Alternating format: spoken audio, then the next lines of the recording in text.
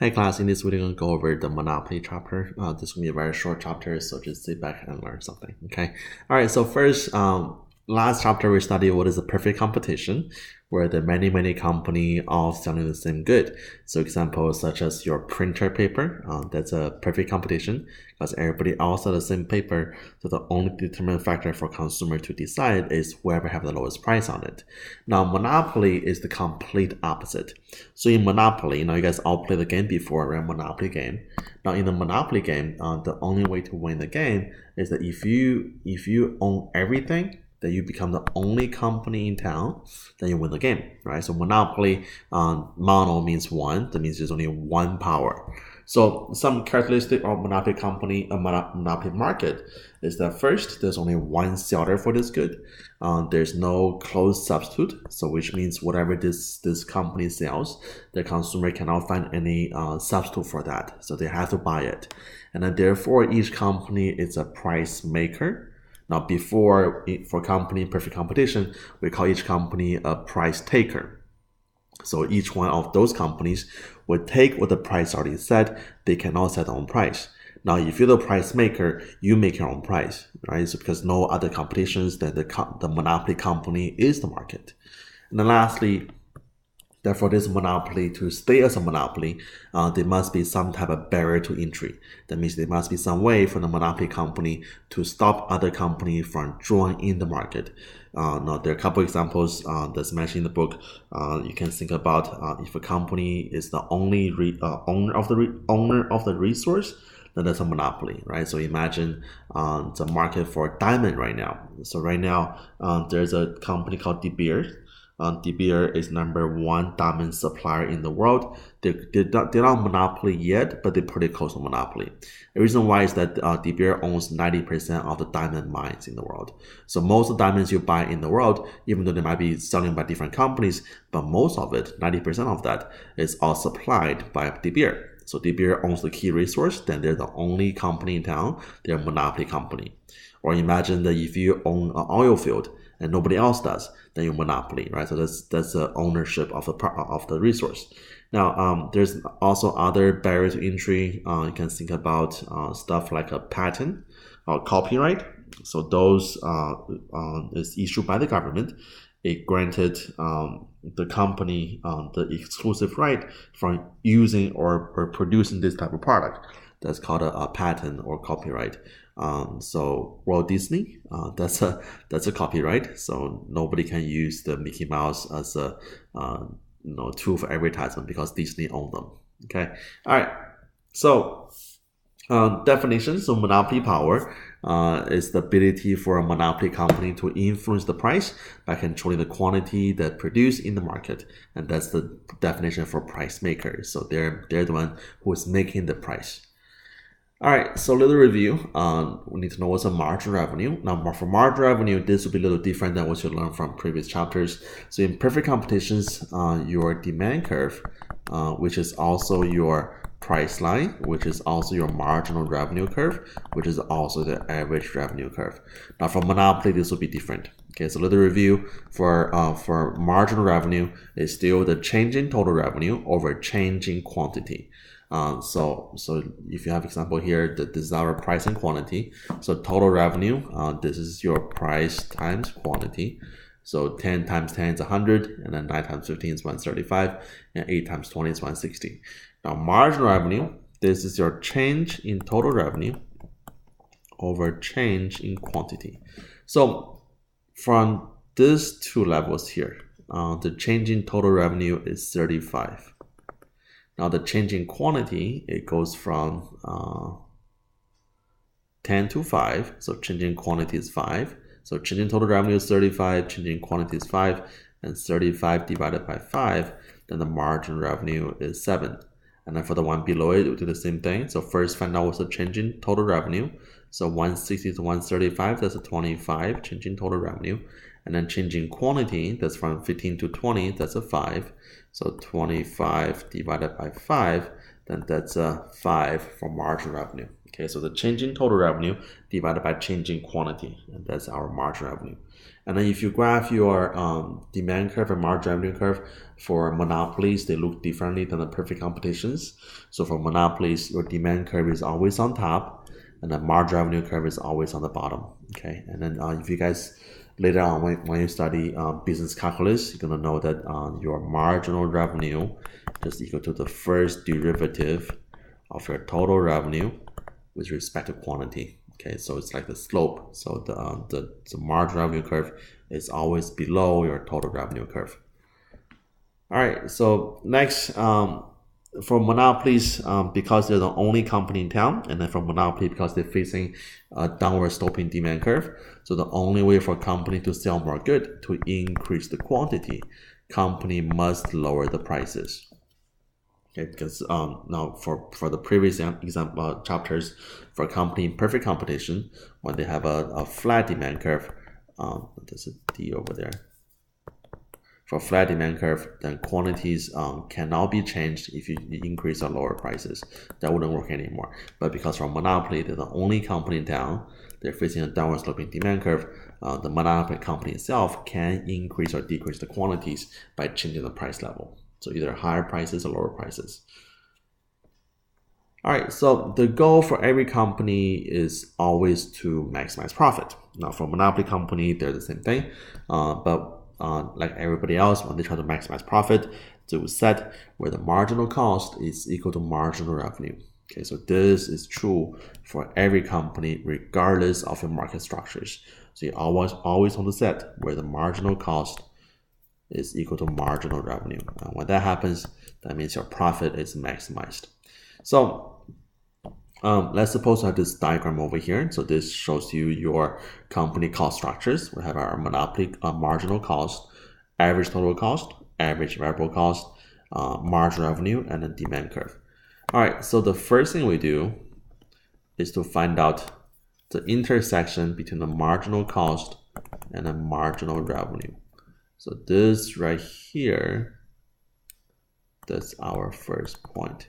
Now, once you have that point, what do? You go down, get a quantity. So that's our quantity. And then step 2. So that's our first step. And find quantity. Step 2 is from quantity, go up to your demand curve. Find price. So for quantity, go up to our demand curve. That'll be right here. So this is our price. This is PM. M stands for monopoly. Okay. And then third step, from the same quantity, go up to your average total cost curve. Find average total cost. So again, from quantity here, go to your average total cost curve right here, the green line, and that is our average total cost. Now, so monopoly profit, so profit again equals to, so profit equals to price minus average total cost and times quantity. So our profit in this case will be right here. That is your profit. Okay, so price minus average total cost times quantity, and the rectangle there, that's our profit. Now, if anything changes, suppose demand goes lower, the market changes, we don't like to buy the good anymore. So if you have a lower demand curve, instead of profit, you're going to see a loss. So for this, we do the same thing. So first thing we do, find out where the marginal cost and marginal revenue. That's our first step. Go down, get the quantity. And the second step, from the same quantity, go to your demand curve. That is our price. And last step, oh, I'm sorry, that's not the demand curve. This is the demand curve. This is the demand curve. So price. And last step, from the quantity, go to your average total cost curve. That is your average total cost. But you see how the average total cost is more than the price. That means the company is losing money. So you don't have a profit anymore, but now you have a loss. Okay, so for companies in monopoly market, they will always set where the marginal cost equal to marginal revenue, and then because of this, that sometimes they can earn an economic profit, or normal profit or loss. Now, normal profit just means they're breaking even. That's a normal profit, okay? So breaking even, that's normal profit. Now, in the previous chapters for company perfect competition, in the short run, this is all possible. So profit, break even or loss. But in the long run, for company perfect competition, everybody's all making a normal profit. But for Monopoly, because it's the only company in town, all three are possible in the long run as well. Okay, so they can make a profit in the long run, or break even, or losing money. All right, so next, economic efficiency. So there are two types of efficiency. We talked about this before. So first, it's called allocated efficiency. It's when a company produce the good with the marginal cost equal to marginal revenue. That's allocated efficiency. But for monopolies, you won't see this, because for monopolies, their goal is to maximize the profit. So when they try to maximize profit, they will try to find out where the marginal benefit is more than marginal cost, because that's when the profit is more. So that you wouldn't have any allocated efficiency. And also the second type of efficiency is called a productive efficiency. So this is when the good is produced using the fewest resource. Now for Monopoly, this wouldn't happen either, because for Monopoly, their goal is not, let me go back. So their goal is not to try to maximize efficiency. Their goal is try to maximize profit. So for companies in perfect competition, because the market is so competitive, each company have to reduce the cost to the most efficient way, and therefore you achieve this productive efficiency. But for Monopoly, there is no other company out there to compete against them. So they don't have this pressure or incentive to be the most productive way possible. Therefore, for monopoly companies, it's very unlikely they will achieve this productive efficiency. So because of that, your pure monopoly does create some inefficiency in the marketplace. So if you draw the demand supply curve, and then we can label the debt weight loss in the economy. Now remember the debt weight loss, I learned this in previous chapters. This is the inefficiency in the marketplace that's result from any market distortions. So for these monopoly companies, because they have no incentive to produce this good at a very low cost, they will charge a price at a high cost, and they're not really try to improve efficiencies, and you have this debt weight loss over here. So this measures the inefficiency that's result of monopoly. So as a summary, your monopoly company will not achieve allocated efficiency, and then because they have no incentive, and unlikely they will create any productive efficiency as well. So monopoly company in the marketplace is generally to be very inefficient. Now, however, there are ways to fix that problem. So one way to fix the problem is called a price discrimination. Now, anytime you hear discrimination, that means it's bad, right? We don't like discriminations. So price discrimination basically just means that if you charge the different prices to different consumers for the same good, that's called price discrimination. Now, guys, it is illegal to price discriminate consumers based on the gender, sex, age, ethnicity, so the general stuff like that. But there are still discriminations for prices in the economy. Now we don't call that the actual discrimination in Singapore in the economy, but most of the price discrimination you see in the economy today is all based on consumer preference. So if you really want to buy this good, then you might pay a higher price for it. But if you don't care about it that much, you're willing to wait for a little bit to buy this good, then you might pay a lower price for it. And that's why if you guys, if you buy clothes, if you buy the clothes in the season, they tend to sell the clothes at a full sticker price. But if you buy the clothes like off season, so right now, let's suppose you go to the mall, so right now it's winter, but you go to the mall, you see some like a summer clothes, and then generally they'll be cheaper because right now it's off season. So that is still, even though you're buying at a different time, but you're still buying the same good. So that is still one form of price discriminations. All right, so we're going to go over some different degree of price discriminations. So first degree price discrimination is the practice of charging each and every single consumer at the price that she's willing and able to pay for. So we're going to charge each person an individual price. So we have a fancy name for this. This first degree price discrimination is also called tailored price.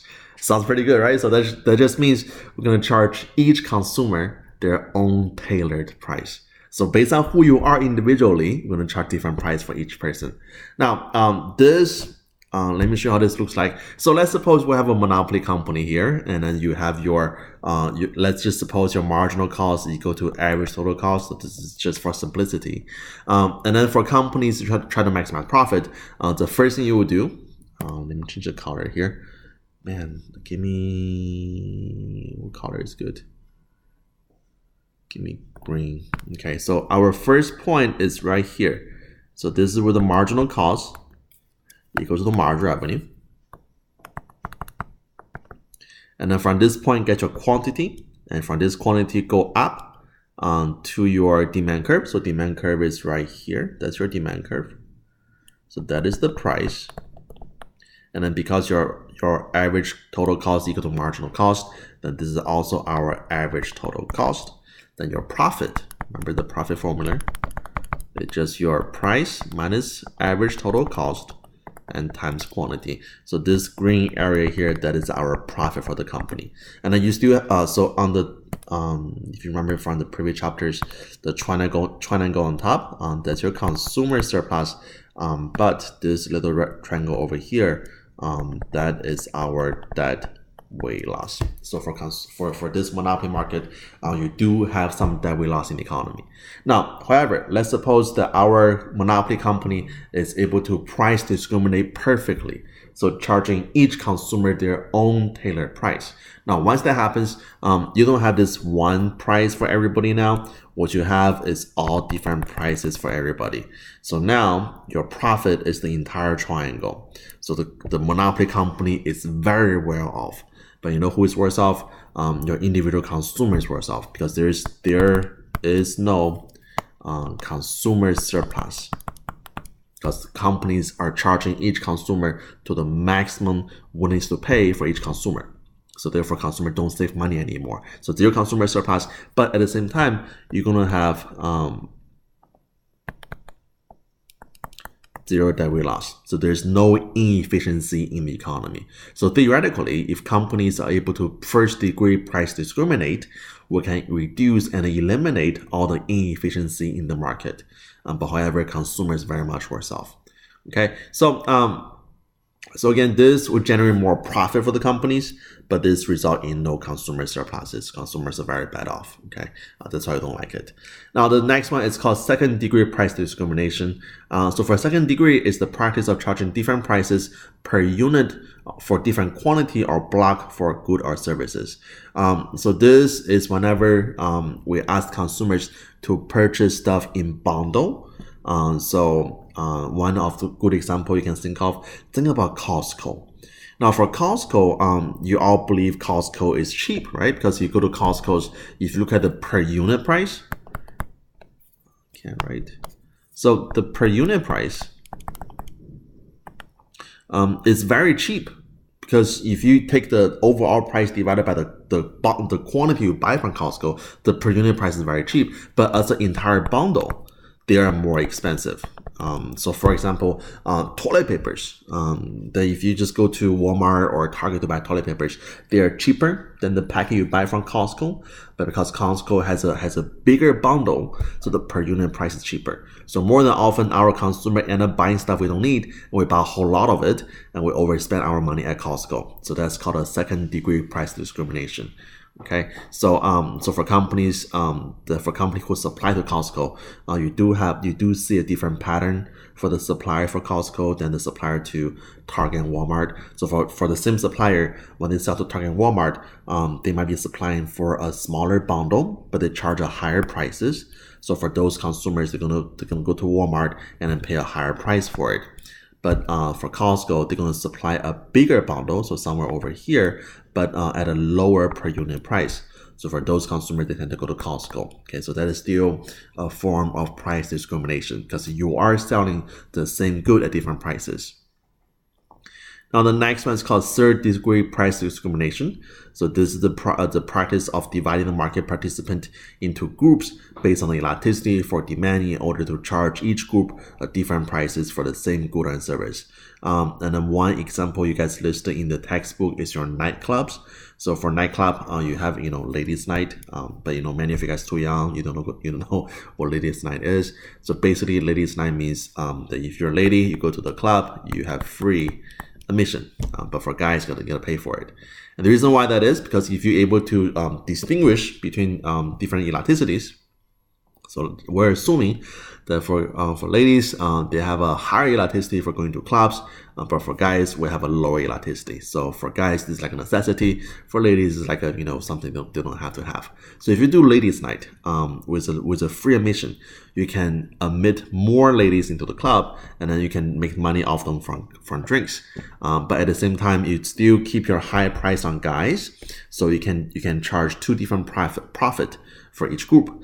And that is called a third degree price discrimination. So this will be the demand curve for ladies. So very flat demand curve. So this will be elastic demand. And then for guys, the more steep demand curve, that's inelastic demand. So charge different prices, you can maintain both high profit in both groups. And that's called third degree price discrimination. Okay. And then next, we'll talk about regulation for monopoly. So for monopoly, in most economies, monopoly is very much discouraged, and then we do have a way to regulate our monopoly. So first couple definitions. So know what's a natural monopoly. So natural monopoly just means that the market, because the economy of scale, so we learned this last chapter, so because the economy of scale is more efficient to have one company supply the entire market. Now, for example, think about Centerpoint. So Centerpoint is the natural gas company supplying all the natural gas to the Houston area. Now, if you have one more company, let's suppose we call this gas X. Okay, so let's suppose gas X also want to supply natural gas to the Houston area. Then you need to build more pipes to each individual house. So therefore, each house will have two pipes. But we don't need two pipes for each house. We only need one pipe for each house. Right, so that's why in the natural gas market, it just costs too much money to have competitions. So it's more efficient to have a monopoly in the market, and that's called a natural monopoly. Now, next, know what's the unregulated monopoly price. So the unregulated monopoly price is the profit maximizing price that would result from an unregulated monopoly market. What you see before, that we learned before in this chapter, that price is your unregulated monopoly price. So if nothing happens in this market, first looking for where the marginal cost equals marginal revenue. That's your first point. Go down, get your quantity, and then go to your demand curve. So this is the price. And then next, go to your average total cost curve. So right here, that is your average total cost. So for this monopoly company, they do have a little profit here, and that's the company profit. So this price here is called an unregulated monopoly price. Now, because this is very inefficient, that we're creating a deadweight loss in the economy. So that's our deadweight loss. So that's why more than likely that our government will step in and then try to regulate this economy and then try to reduce our deadweight loss. So for our regulated normal profit price, we're going to set the price equal to our average total cost and then equal to our demand curve. So instead of charging a price here, we're going to charge the price where the price is equal to average total cost, and that will be right here. So that's where the demand curve is meeting with our average total cost curve, and that's also equal to the price. So at this level, how much is the company profit? Well, the profit, let me rewrite this. So profit equals to price minus average total cost times quantity. Now, if you have this regulated monopoly price, that because your price is equal to average total cost, then this profit is zero. Now, doesn't mean that you show a zero accounting profit. This means you show a zero economic profit. That means whatever profit you make in this market equals to just your opportunity cost. So you still show some profit on the books, but it's not that much. So that is called a normal profit. Okay, so this is a regulated monopoly market that will force the price to be very, very low. And then therefore, that whatever profit they get from the marketplace will be just normal profit. So not too much profit. So barely breaking even, just equal to the opportunity cost. And then next one is called a regulated competitive price. So this will set where the marginal cost equal to the price level. So this, for most companies, this will be a little better off because if you set where the marginal cost is equal to the price level, so that will be right here. So that's your marginal cost equal to the price level. And then that's where the price will be. So if you look at this right here on this point, that's your average total cost. So for this company in this monopoly market, even though it's regulated, but they still have little profit. So that's the profit for the companies.